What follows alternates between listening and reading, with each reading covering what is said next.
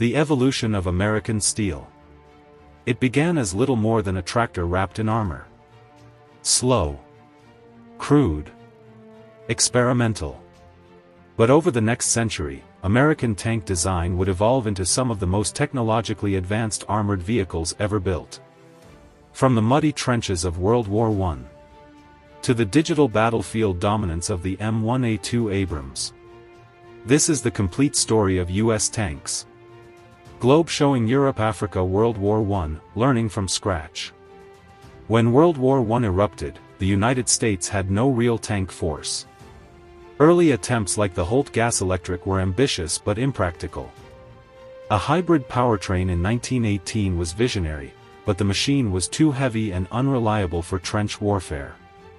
The M1917 light tank, a licensed version of the French Renault FT, became America's first operational tank.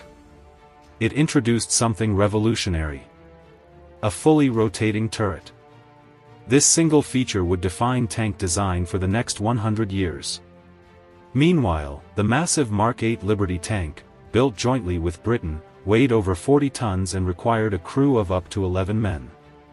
It could cross wide trenches, but transporting it was a nightmare. The lesson was clear.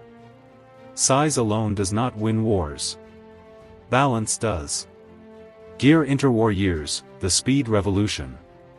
The 1920s and 30s were experimental.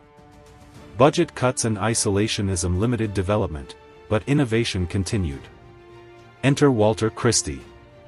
His suspension system allowed tanks to travel at unprecedented speeds, sometimes exceeding 40 miles per hour, shocking for the early 1930s. His designs influenced not only American tanks but also Soviet models like the BT series, which later evolved into the T-34.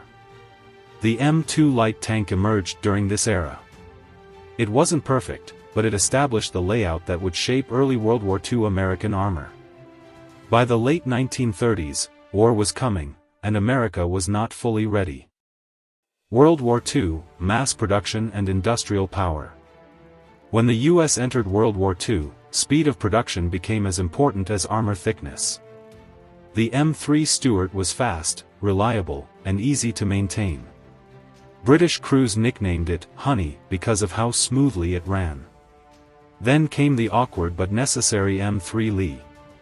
Its 75mm gun was mounted in the hull rather than the turret, an emergency solution to counter German armor in North Africa.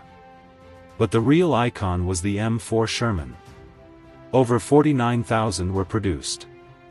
It wasn't the most heavily armored tank on the battlefield. German Panthers and Tigers had thicker armor and bigger guns. But Sherman crews could repair their tanks quickly. Spare parts were abundant. Logistics were unmatched. The Sherman won not by being the strongest, but by being everywhere. Late in the war, the M26 Pershing arrived with a powerful 90mm gun capable of engaging German heavy tanks more effectively. Meanwhile, experimental monsters like the T-28 Super Heavy tank weighed nearly 95 tons and carried armor up to 12 inches thick. But they proved one truth. Mobility still mattered more than brute weight. Korea and early Cold War, the birth of the main battle tank. The Korean War tested American armor in harsh terrain. The M46 Patton improved on the Pershing with a better engine and upgraded firepower. Soon after, the M48 Patton became the face of American armored power during the Vietnam era.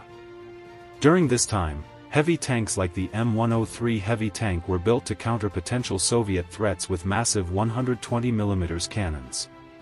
But designers realized something critical. Instead of separate light, medium, and heavy tanks, one balanced design could do it all. Thus emerged the concept of the main battle tank. Late Cold War, the Abrams Revolution. The Cold War demanded something revolutionary. In 1980, the M1 Abrams entered service. It featured composite Chobham armor, a 1,500 horsepower gas turbine engine, exceptional mobility for a 60-plus ton vehicle. It could reach speeds of over 40 miles per hour and accelerate faster than many lighter armored vehicles.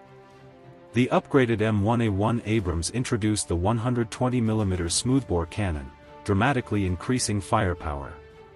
During Operation Desert Storm in 1991, Abrams tanks destroyed Iraqi armor at ranges where enemy tanks could barely respond. The battlefield had changed. Modern ERA, digital warfare. Today's M1A2 Abrams integrates advanced thermal sights, digital battlefield networking, improved reactive and composite armor, enhanced protection against drones and missiles.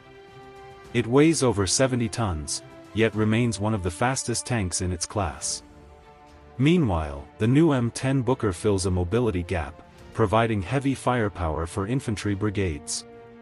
Future concepts like Abrams X explore hybrid electric propulsion, reduced crew size, and unmanned turret systems.